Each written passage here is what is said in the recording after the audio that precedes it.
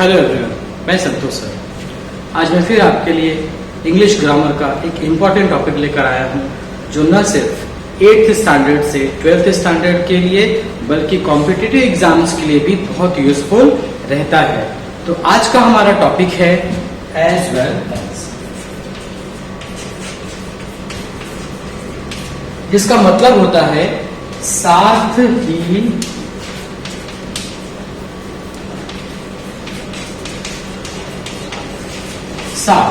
साथ ही साथ या साथ ही। तो इस तरीके से हम हिंदी के वाक्यों में जहां पे भी हमें साथ ही साथ या साथ ही इस तरह से बताना होता है तो हम एज वेल एज का प्रयोग करते हैं। एज वेल एज ये दो सेंटेंसेस को या दो सब्जेक्ट्स को या दो वर्ब को आपस में जोड़ता है और उसको जोड़ने के बाद एक इस मीनिंग के साथ सेंटेंस बनाता है। तो एग्जांपल ले लेते हैं, इससे हमें और क्लियर होगा। Example number 1, trees give us fruits, full stop. Trees give us shade also. ठीक है, अभी हमारे पास सेंटेंस है, तो अब देखिए दोनों सेंटेंस अलग अलग है। यहाँ पे फ्रूट्स है, वहां पे शेड है, हमें दोनों को जोड़ना है। तो हम एज वेल एज यानी कि पेड़ हमें फ्रूट्स देते हैं, पेड़ हमें छाया देते हैं, तो छाया भी देते हैं, ऐसे छाया भी देते हैं। तो ये दोनों सेंटेंस को हम एज वेल एज से जोड़ सकते हैं। पेड़ हमें फ्रूट्स के साथ साथ शेड भी देते हैं, फ्रूट्स के साथ ही साथ शेड भी देते हैं। तो इसमें ध्यान दीजिएगा कि ऑल्सो ये आपको हटा देना है, ठीक है, क्योंकि एज वेल एज ये ऑल्सो का भी काम यहां सेंटेंस में करता है। तो ट्रीज, इसका आंसर लिखते हैं, ट्रीज गिव अस फ्रूट्स, हो गया ये, एज वेल एज शेड, और ये ऑल्सो हटा दीजिए। तो इस तरीके से हम एज वेल एज का यूज करके सेंटेंसेस को ज्वाइन कर सकते हैं। ठीक है, सेकेंड एग्जांपल लेते हैं इसमें, जैसे she owns a car, full stop. She owns a motor bike too. ठीक है, तो she owns a car, she owns a motor bike too. अब ये सेंटेंस में देखिए हम ये दोनों सेंटेंस अलग अलग हैं, इनको हम एज वेल एज से ज्वाइन कर सकते हैं। यानी कि यहाँ पे टू हटाना पड़ेगा क्योंकि टू वहां पे एडवर्ब का काम कर रहा है जो अधिकता बता रहा है, उसके साथ साथ सॉरी। तो she owns a car, she owns a motor bike too, too हट जाएगा। उसके बाद एज वेल एज का यूज करके दोनों सेंटेंसेस को हम ज्वाइन कर देंगे। तो कैसे होगा, वो एक कार ओन करने के साथ ही साथ मोटर बाइक भी ओन करती है, यानी वो कार के साथ ही साथ मोटर बाइक भी ऑन करती है। तो इसका आंसर कुछ इस तरीके से हो जाएगा, she owns a car as well as a motorbike। ठीक है, टू हटा देंगे हम। क्लियर आपको? एक थर्ड एग्जांपल ले लेते हैं। He plays football, full stop। He plays hockey also. ठीक है, अब देखिए ये भी सेंटेंस सेम उसके पहले दूसरे की जैसा है, तो इसे हम कैसे ऐड कर सकते हैं? सिंपल सी बात है, ही प्लेज एक ज्वाइन करने के हिसाब से ही प्लेज दोनों में कॉमन है, उसको आप आगे ले लीजिए। उसके बाद he plays football as well as hockey, और ये जो यहाँ पे ऑल्सो है उसको आप हटा देना, ठीक है। एज वेल एज का यूज करने के बाद आप ऑल्सो नहीं यूज करेंगे, क्लियर। तो ही प्लेज फुटबॉल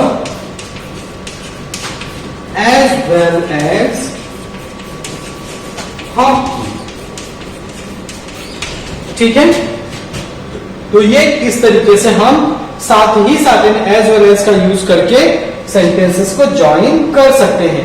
अब इसी से जुड़ा हुआ मान लीजिए दो सब्जेक्ट एक साथ दिए हैं, दो अलग अलग वाक्य हैं और उन दोनों वाक्यों को हमें एज वेल एज से जोड़ना है, तो उसमें किस तरीके का चेंज आता है हम यहाँ पे वो समझने की कोशिश करेंगे, ठीक है।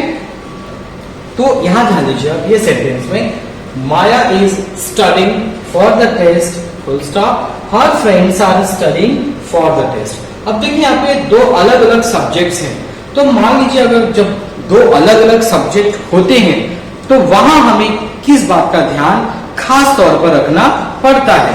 तो जब दो सब्जेक्ट एक साथ आते हैं तो हम हेल्पिंग वर्ब पहले सब्जेक्ट के अनुसार ही लगाते हैं, यानी कि अगर पहला सब्जेक्ट सिंगुलर में होगा तो हेल्पिंग वर्ब भी सिंगुलर वाली ही होगी।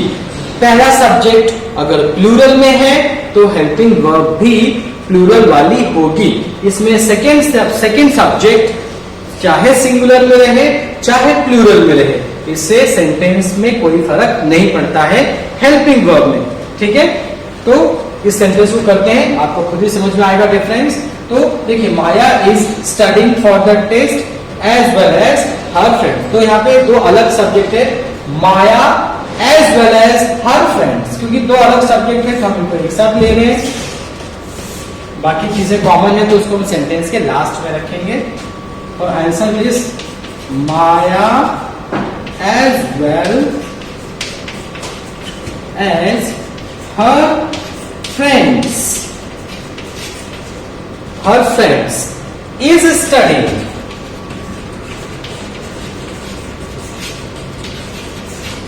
for the test, ठीक है। अब देखिए इसका क्या चेंज आया, Maya as well as her friends. अब यहाँ पे हर फ्रेंड्स आया तो कई बार लोग गलती करके बोल देते हैं her friends are studying for the test, लेकिन जब हम एज वेल एज से दो सब्जेक्ट को जोड़ते हैं तो पहले सब्जेक्ट के अकॉर्डिंग, क्योंकि माया यहाँ पे एक लड़की है सिंगुलर है, इसलिए हम यहाँ पे इज लेकर आएंगे, क्लियर आपको।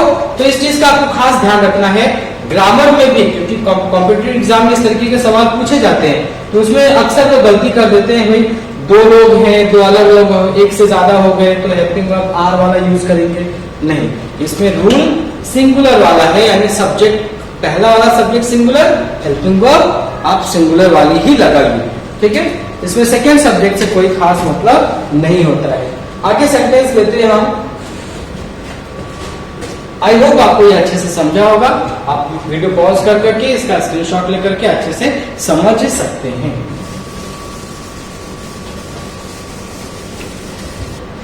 Second sentence, the moon gives us light at night, full stop. The stars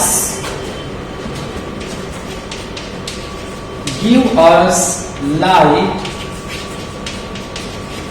at night too, ठीक है।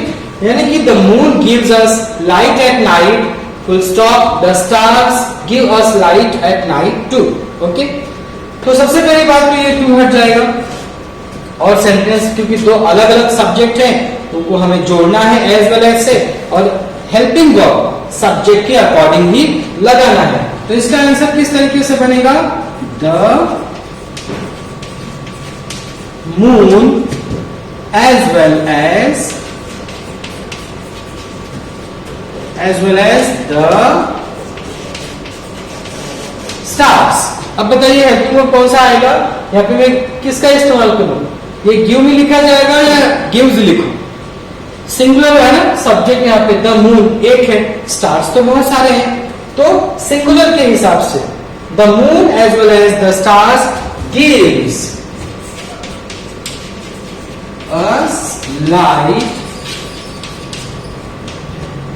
Eight night. ठीक है, क्लियर आपको? तो यहां पे आप ये धोखा मत खाना कि स्टार्स है तो सिर्फ गिव लिखें, नहीं, हम यहाँ पे सब्जेक्ट पहले सब्जेक्ट के अकॉर्डिंग ही लिखेंगे। ठीक है, आई होप आपको ये क्लियर हुआ होगा।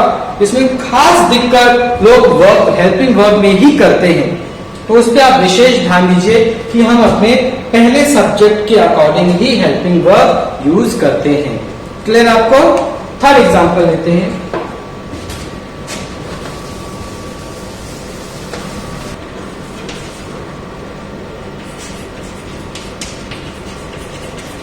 Animals need food for survival, full stop. Plants need food, small one, food for survival. ठीक है, दो अलग सेंटेंस, दो अलग सब्जेक्ट, इसमें एनिमल्स और प्लांट्स। ठीक है, दो अलग सब्जेक्ट है, इनको एज वेल एज से जोड़िए।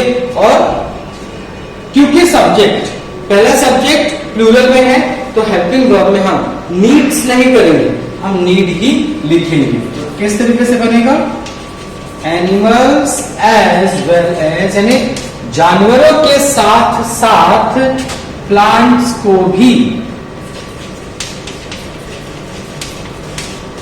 भी नीड, जरूरत होती है, नीड फूड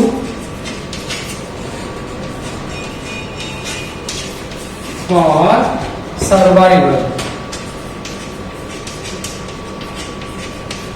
ठीक है, तो इस तरीके से हम एज वेल एज के ग्रामर का इस्तेमाल करके सब्जेक्ट्स को ज्वाइन कर सकते हैं या वाक्यों को जोड़ सकते हैं, जिसमें हमें मीनिंग मिलेगा साथ ही साथ या साथ ही। ठीक है, तो ऐसे बहुत सारे एग्जाम्पल हम ले सकते हैं। इसमें मेन होता है कि हम इसके रूल्स को याद रखें, जो हमें एग्जाम में भी काम आए और स्पोकन इंग्लिश में भी काम आए। आई होप ये वीडियो लेक्चर के माध्यम से आप एज वेल एज के यूजेस के बारे में आपने समझा होगा।